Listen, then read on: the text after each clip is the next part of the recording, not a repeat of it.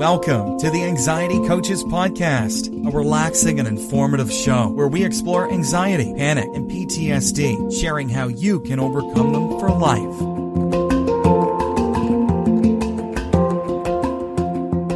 Aloha! Welcome back to the Anxiety Coaches Podcast. I'm your host and coach, Gina Ryan, and I am so happy to be with you again today as together we can consider the many ways to bring your mind and body back to its natural peace and calm. In today's episode, I want to talk about preventing panic attacks with this process. If you are like most people, I know that you have felt overwhelmed or worried about issues in your life and that those issues have worked out. They didn't take you down the wormhole. You were able to just deal with what was happening, even the most stressful things, and then come back to just your normal self. Your nervous system went into fight or flight, took care of what it needed to, and then you came out of fight or flight back into your parasympathetic nervous system, and all was well. Well, and that is the normal way. But it's also likely that you felt overwhelmed or worried about issues, and some of those issues got you to a place where you were unable to relax and find yourself back into your default of parasympathetic nervous system. You stayed in fight or flight. And we get there sometimes by overthinking everything. You may be feeling the effects of extreme stress, maybe unrelenting stress. And if those things are happening, you may be heading for the anxiety wormhole. This stress can continue to build until you feel panic rising up. And panic attacks, like other forms of stress and worry, can result in negative consequences for us physically and emotionally. And you know, if you are listening to this show, that this level of stress can also wear on our relationships. That's why I wanted to take a look today at a few steps that you can take to remind you that you can feel calmer and keep yourself from progressing into a full-blown panic attack and then trip down the wormhole. So let's think about how we can do this. We know that we are able to handle a lot of stress in our lives because we do, and we have in the past. So we can do it again. Even if you find yourself in the cycle of fear, adrenaline fear, where we are just feeding it round and around, you can break it and you can find yourself in a new default, which is going into stress and anxiety and then finding yourself back out of it again.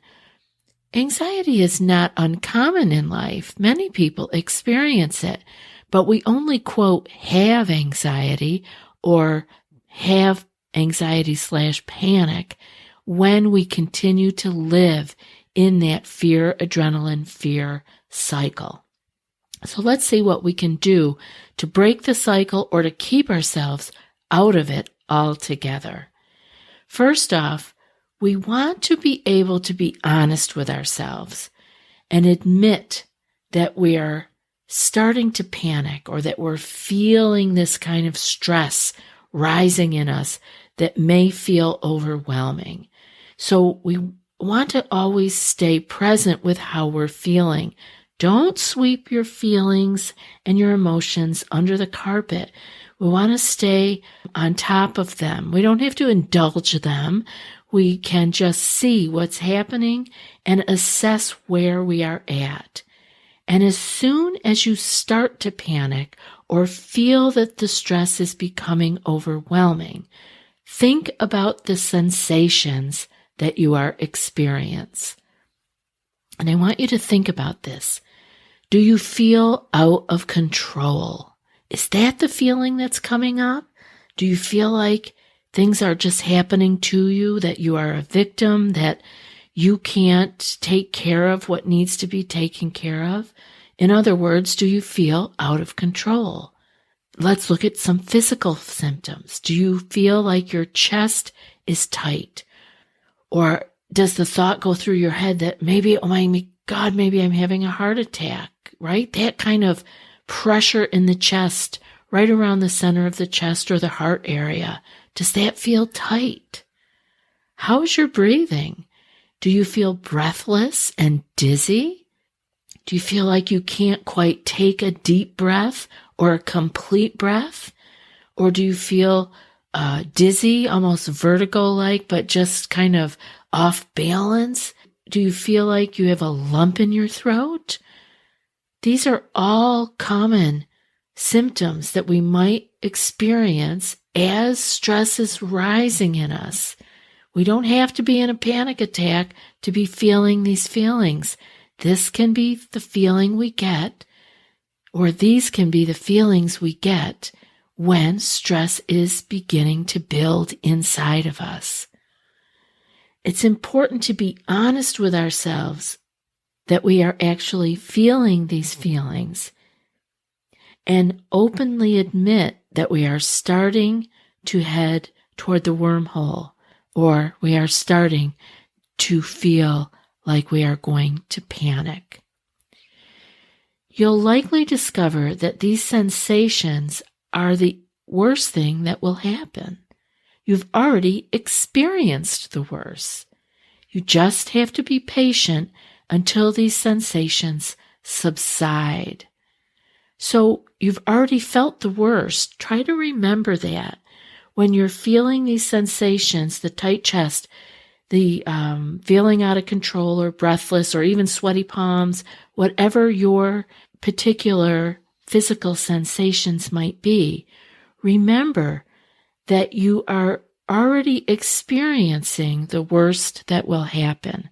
But in our mind, in our anxious mind, and our amygdala's attempt to get us to safety, we think we are headed for a catastrophe. What we need to do here is just to be patient, relax as best we can our physical body, which we do have some control over relaxing willfully, and be patient until these sensations subside. While these symptoms feel terrible, I want you to understand that you're not in any real danger. Admitting and accepting the sensations of a panic attack are the first step in actually calming down. The second part that I want you to remember is to learn how to relax during a panic attack. Like I said, we do have some control over our muscles, our physical body, willfully.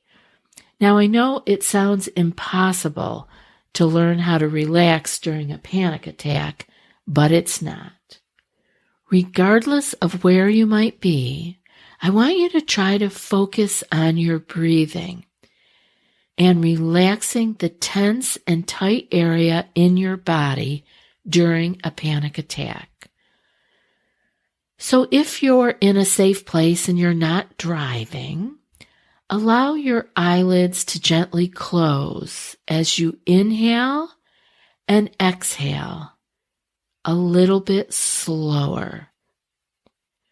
I want you to concentrate as much as you can on the exhalation, just letting it be longer and slower than your inhalation.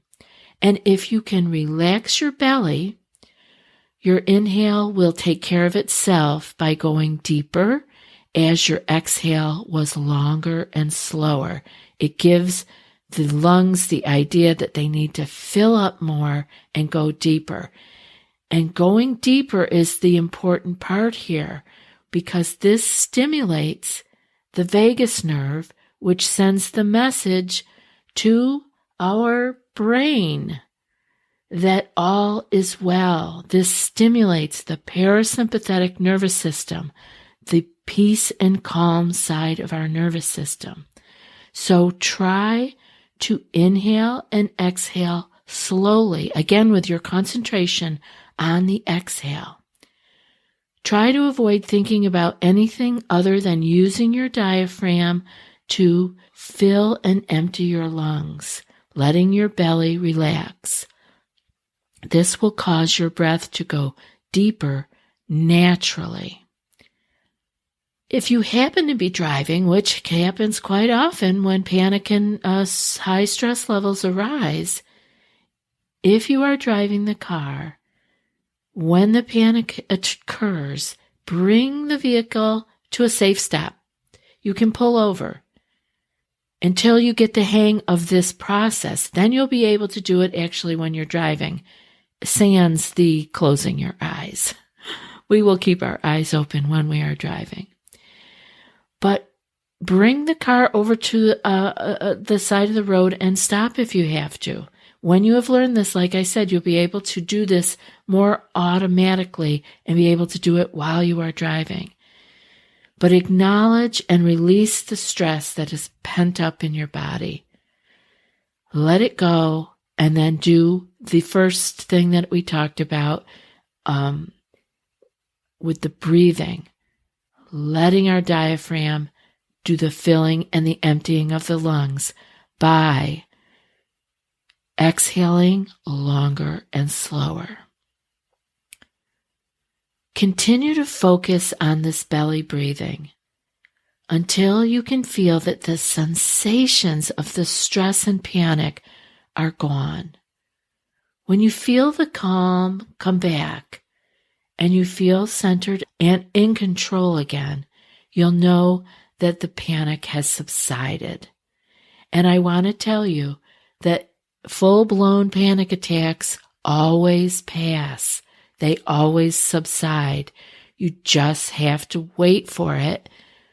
And here's the deal. You have to wait for it without feeding the anxiety. You have to wait for it knowing that it will calm down again, and without adding more story to continue the panic and continue the stress. And the third point I want to mention here is to reduce your stress. This is so important. Determine the cause of stress and worry in your life. We need to spend time looking at this. Get your journals out and look at, where does my stress and worry come from? And seek ways to reduce your stress levels by incorporating healthy strategies to deal with the anxiety. By decreasing our overall stress levels, we can dramatically reduce the frequency and the severity of panic attacks. This is so very important, and so many times this is not taken into account. We cannot continue living a life that is so overwhelming and stressful and expect to overcome our anxiety panic. We need to make these changes. And actually, our body and mind are begging for these changes. And this is the way the body and mind speak to us, is through this level of panic and stress. It's letting you know something is not working. And so I want you to take a look if you can determine the causes and stress and worry in your life. You will be able to start making some changes. Healthy ways to deal with stress include adopting a balanced diet and getting adequate rest. Diet and sleep are often overlooked. Please pay attention to your diet, and don't even ask me if you can have caffeine, because if you are at the level of stress that has got you having panic attacks, you have to understand that drinking caffeinated beverages is like sipping on stress hormones. You are introducing those hormones from the outside in, and you already have enough going on. Cut them out. cut them out completely, and then find other ways and places in your diet where you may be having stress happening, meaning you could be eating foods that you are allergic to or foods that your body is not tolerating well. See if you can identify those. And adequate rest and sleep, we talk about that here on many a podcast. So make sure that you are getting adequate rest. That means between 7 and 9 hours of sleep and more toward the 9. See if you can get enough rest. Regular exercise will also help you to reduce your stress. And all kinds of exercise, everything from running and training to Qigong and Tai Chi and yoga, and always add a meditation practice to your life. This can help you to release stress, and it can also help you to build your stable place in your parasympathetic nervous system so that you don't need to flip into the sympathetic nervous systems of stress and anxiety as often. You will have a base that will help to keep you calm and peaceful and secure and able to take on more easily. So the meditation is really got to be a piece of your stress reduction program. Experiencing the symptoms that I talked about of panic attack can be very upsetting and actually painful. And I hope that you realize that these 3 steps that we talked about, admitting that you're starting to panic and finding your way to stay in touch with those feelings. Number 2, learning how to relax during the panic attack. And number 3, reducing your stress. These can all help you to learn to relax and regain your composure whenever the panic starts to arise. And remember, the more you reduce your stress and learn how to relax, the less you're going to ever even head toward panic. And now for today's quote.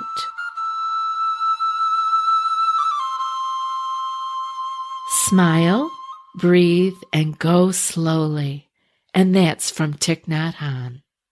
I'll be back in a few more days with another podcast. Until then, be well and aloha.